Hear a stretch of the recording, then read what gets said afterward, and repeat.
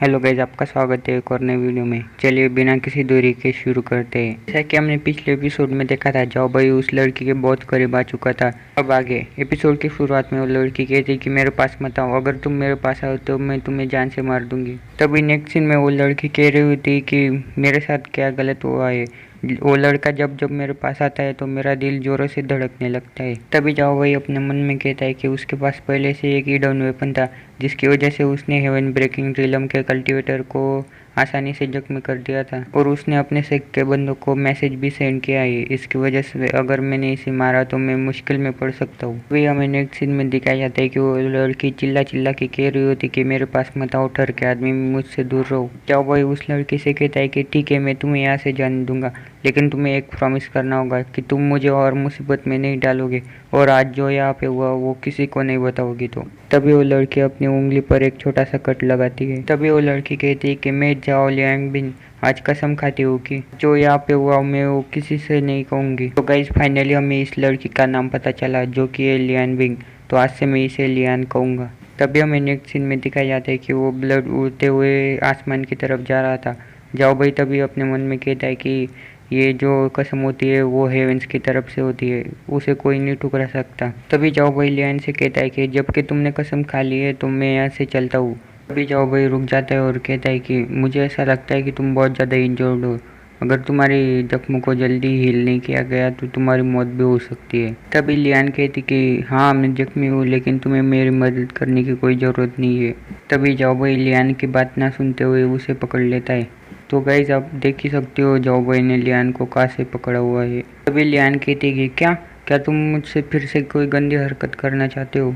तभी हमें next scene में दिखाया जाता है कि जाओ भाई लियान को अपनी स्पिरिट एनर्जी देने लगता है। तभी लियान कहती है कि जाओ भाई की स्पिरिट एनर्जी की वजह से मेरे सारे इंजरीज हील हो गई और मेरी डेंस भी ठीक हो गई। नेक्स्ट सीन में हमें दिखाया जाता है कि जाओ भाई की स्पिरिट एनर्जी की वजह से लियान वन ब्रेकिंग रिलम पे ब्रेक थ्रू कर लेती है। नेक्स्ट सीन में दिखाया जाता है कि जाओ भाई अपनी स्पिरिट एनर्जी देने की वजह से थक कर सो जाता है और लेटा भी लिन के पैरों पे होता है।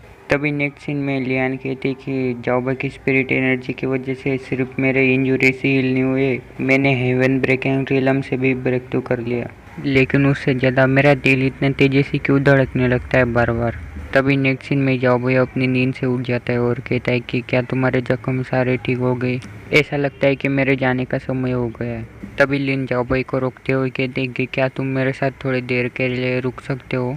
तभी जाओ भाई लिन से कहते हैं कि तुम क्या सोच रही हो, मैंने तुम्हें उंगली दी तो तुम मेरा हाथ ही पकड़ने चली हो। तभी लिन जाओ भाई से चिल्लाते हुए कहते कि फायदा तो तुमने उठाया मेरी हालत का। तभी जाओ भाई लिन से कहता है कि हम तो अभी अभी मिले, मैंने तुम्हारी मदद पुकट में नहीं की, और हमने पहले की बात पर भी गौर नहीं किया जब तुमने मुझे मुसीबत में अकेला छोड़ दिया था।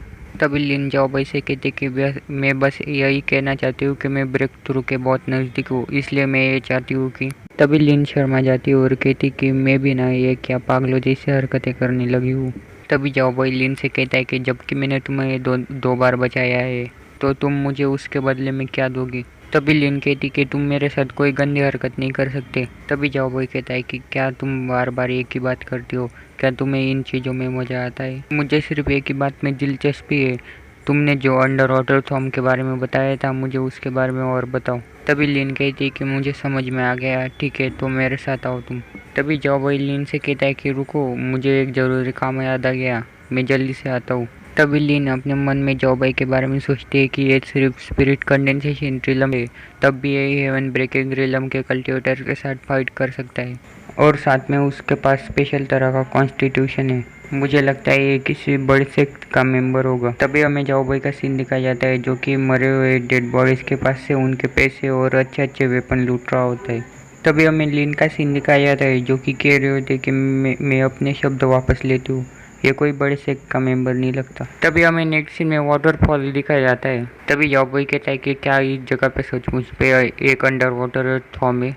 तभी हमें नेक्स्ट सीन में उस वाटरफॉल के अंदर एक स्पिरिट मार्क दिखाया जाता है। तभी लियान जाओ भाई से कहते हैं कि मैं तुम्हें बताऊंगी तब भी तुम्हें समझ में नहीं आएगा, लेकिन फिर भी मैं तुम्हें बता देती हूँ कि यहाँ पे 3 स्पिरिट मार्क है जिसकी मदद से ही हम थॉम का रास्ता खोल सकते हैं। 3 में से पहले वाला स्पिरिट मार्क थॉम के अंदर है, तो हमें सिर्फ तीसरे वाले को फाइंड करना है, उसके बाद हमारा रास्ता खुला हो जाएगा। तभी हमें जाओ बॉय का सीन दिखाया जाता है जो कि नदी में कूद के वाटरफॉल की तरफ जाने लगता है। तभी लियान जाओ बॉय से कहते कि तुम वहाँ से बाहर निकलो, मुझे अभी भी टाइम लगेगा उस स्पिरिट मार्क को समझने में। तभी हमें जाओ बॉय का सीन दिखाया जाता है जो कि लियान की बातें फुल्ली इग्नोर करते हुए अपनी स्पेस रिंग में से एक स्वॉर्ड निकाल लेता है। तभी हमें दिखाया जाता है कि जाओ बॉय सीधा उस स्पिरिट मार्क पर हमला कर देता है। तभी हमें दिखाया जाता है कि जाओ बॉय के अटैक की वजह से वो स्पिरिट मार्क बाहर निकल आता है। तभी लियान जाओ बॉय से पूछती है कि तुम्हें स्पिरिट मार्क के बारे में कैसे पता था, क्या तुमने पहले से उसके बारे में जानकारी पता की थी। तभी जाओ बॉय कहता है कि मैंने स्पिरिट मार्क के बारे में पहले कभी नहीं सुना था,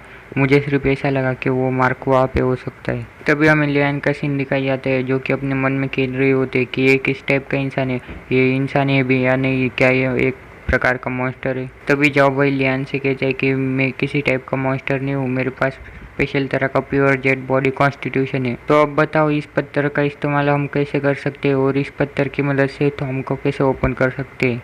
तभी हमें लियान का सीन दिखाया जाता है जो कि कह रहे होते हैं कि क्या तुम्हारे पास प्योर जेड बॉडी कॉन्स्टिट्यूशन है। उनके पास यह कॉन्स्टिट्यूशन होता है, वो भविष्य में जाकर इमोर्टल किंग बन सकते हैं, इसी वजह से इसे इमोर्टल किंग कॉन्स्टिट्यूशन भी कहते हैं। जिन भी लोगों के बारे में पढ़ा है वो आसानी से कल्टिवेट कर सकते हैं, तो फिर मैं कल्टिवेशन करने के लिए इतनी मेहनत क्यों कर रही हूँ। तभी लियान कहती कि तुम्हारे पास स्पेशल तरह का कॉन्स्टिट्यूशन है, तो फिर क्यों नहीं तुम हमारे जॉन क्यू सेक्ट में ज्वाइन हो जाते। हमारा जॉन क्यू सेक्ट यहाँ के 3 बड़े सेक्ट में से एक है, अगर तुम हाँ करते हो तो मैं मेरे मास्टर को कह के इनर डिसेबल के रूप में एक्सेप्ट करने के लिए तैयार कर लूँगी। तभी जाओ बॉय कहता है कि ना ना ना, मैं बिल्कुल इंटरेस्टेड नहीं हूँ तुम्हारे ऑफर के लिए, शुक्रिया। तभी जाओ बॉय लियान के पास जाकर कहता है कि उससे ज़्यादा हम पानी के अंदर जा रहे हैं, इसलिए तुम क्या मुझे वाटर गार्डिंग और दे सकते हो।